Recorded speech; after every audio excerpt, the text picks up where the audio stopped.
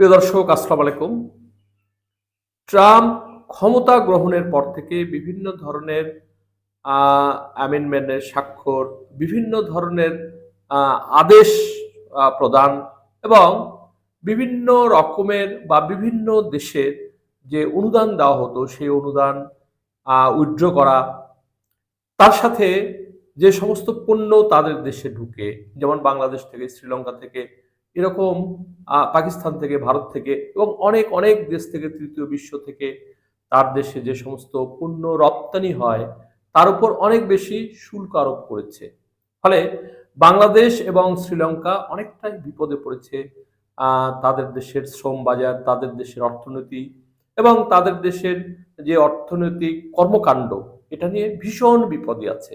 এরকম একটা প্রতিবেদন নিউ ইয়র্ক টাইমস দিয়েছে। ট্রাম্পের শুল্ক বাংলাদেশ ও শ্রীলঙ্কার পোশাক ব্যবসায়ীদের উপর বড় দাগ। আমি একটু পড়লে পুরোটা আপনারা হুবহু বুঝতে পারবেন। কোভিড, রাজনৈতিক বিশৃঙ্খলা ও অর্থনৈতিক সংকটের মধ্যে শ্রীলঙ্কা ও বাংলাদেশ একটি শিল্পকে কেন্দ্র করে নিজেদের সমৃদ্ধির প্রত্যাশা জিইয়ে রেখেছিল। শিল্পটি তৈরি পোশাক, যার প্রধান বাজার যুক্তরাষ্ট্র। উল্লিখিত ঝড়ঝাপটার পরে এখন এলো মার্কিন প্রেসিডেন্ট ডোনাল্ড ট্রাম্পের নতুন শুল্কের ঘোষণা। ট্রাম্প শ্রীলঙ্কার উপর ৪৪% শুল্ক আরোপ করেছেন আর বাংলাদেশের উপর আরোপ করেছেন ৩৭% শুল্ক। এত বেশি নতুন শুল্কের ধাক্কায় দেশ দুটির ব্যবসায়ী নেতাদের মধ্যে আতঙ্ক দেখা দিয়েছে। দুই দেশের কর্মকর্তারা তা প্রশমিত করার চেষ্টা করছেন।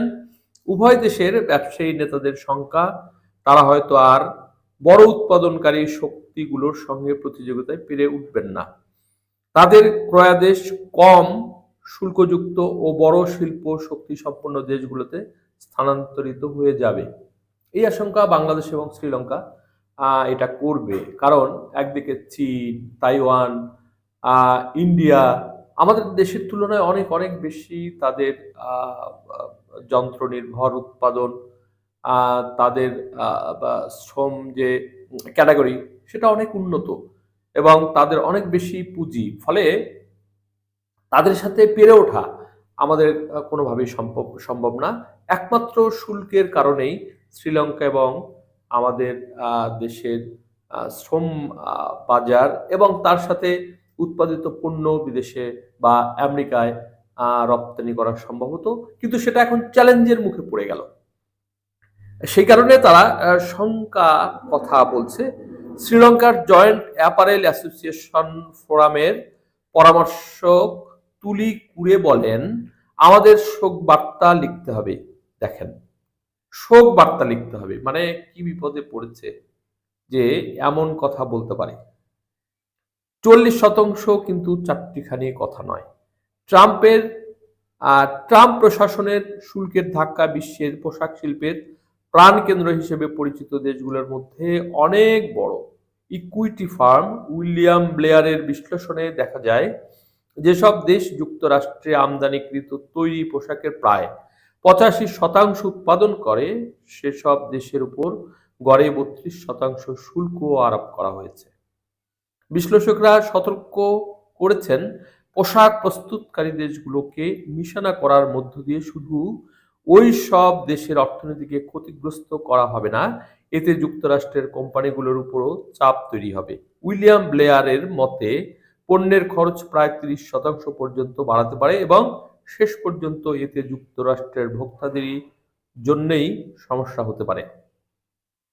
বাংলাদেশের প্রতি বছর যুক্তরাষ্ট্রের $৭০০ কোটি বেশি মূল্যের তৈরি পোশাক রপ্তানি করে। দেশটির মোট রপ্তানি আয়ের প্রায় ৮০% আসে তৈরি পোশাক খাত থেকে। এই খাতে কাজ করেন ৪০ লাখের বেশি মানুষ। প্রিয় দর্শক, এটাই সবচেয়ে বড় কথা। আমাদের দেশের নারী শ্রমিকরা আগে তো শ্রমিক ছিল না, আগে তারা বিশেষ করে হাউস ওয়াইফ, বাড়িতেই কাজ কাম করতো। বড়জোর কুটির শিল্প বা ছোট ছোট এনজিওতে তারা কাজ করছে। এত ব্যাপকভাবে গার্মেন্টস নির্ভর হয়ে পড়েছিল না। মেয়েদের দেখা যায় যে দরিদ্র পরিবারগুলোতে অনেক সময় স্বামী স্ত্রীর মধ্যে বনিবনা হয় না, তখন তারা বিচ্ছেদ ঘটে। এমন অবস্থাতে দেখা গেছে তখন আবার নতুন করে আরেকজনের পরিবারে বা আর একজনের সংসারে না গিয়ে তারা গার্মেন্টসে যায় এবং নিজেরা উৎপাদন করে সেখান থেকে ইনকাম করে তাদের সংসার চালায় বা পেট চালায়। এইভাবে তাদের যদি ছোট কোনো পোষ্য থাকে তারাও চলে, পরিবার চলে।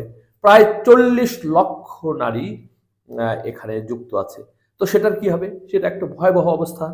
এই খাতে কাজ করেন 40 লাখের বেশি মানুষ, যাদের অধিকাংশই নারী। এই অঞ্চলে যেসব দেশে সবচেয়ে বেশি সংখ্যক নারী কর্মী রয়েছেন সেগুলোর একটি বাংলাদেশ। এত বেশি সংখ্যক নারীর কর্মক্ষেত্রে অংশগ্রহণ দেশটির জনসংখ্যার একটি বড় অংশকে দারিদ্র্য থেকে বের করে আনতে সাহায্য করেছে। গত বছর বড় ধরনের বিক্ষোভ ও সহিংসতার মুখে বাংলাদেশের স্বৈরশাসনের পতন হয়। এরপর থেকে দেশটির অর্থনীতিকে স্থিতিশীল করতে চেষ্টা করেছে। এক্ষেত্রে দেশটির জন্য তৈরি পোশাক শিল্প খুবই গুরুত্বপূর্ণ। আমাদের যে একটি কত বড় ধাক্কা, যদি ট্রাম্পের সাথে বা তাদের কূটনীতিকদের সাথে আমরা আলাপ আলোচনা করে যদি আমরা সেটা কমিয়ে না আনতে পারি, তাহলে আমাদের জন্য সেটা একটা অনেক বড় সমস্যা হবে। বাংলাদেশ তৈরি পোশাক প্রস্তুত ও রপ্তানিকারক সমিতি বিজিএমইএ সাবেক পরিচালক মহিউদ্দিন রুবেল বলেন, সবে বিশ্ব অর্থনীতি ঘুরে দাঁড়াতে শুরু করেছিল এবং আমরা যুক্তরাষ্ট্রে আমাদের বিক্রি বাড়াতে দেখছিলাম।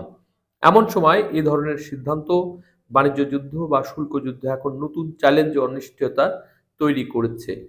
এই ব্যবসায়ী নেতা আরো বলেন, বাংলাদেশে এমন অনেক তৈরি পোশাক কারখানা রয়েছে যারা শুধু যুক্তরাষ্ট্রের বাজারে পণ্য সরবরাহের জন্য কাজ করে।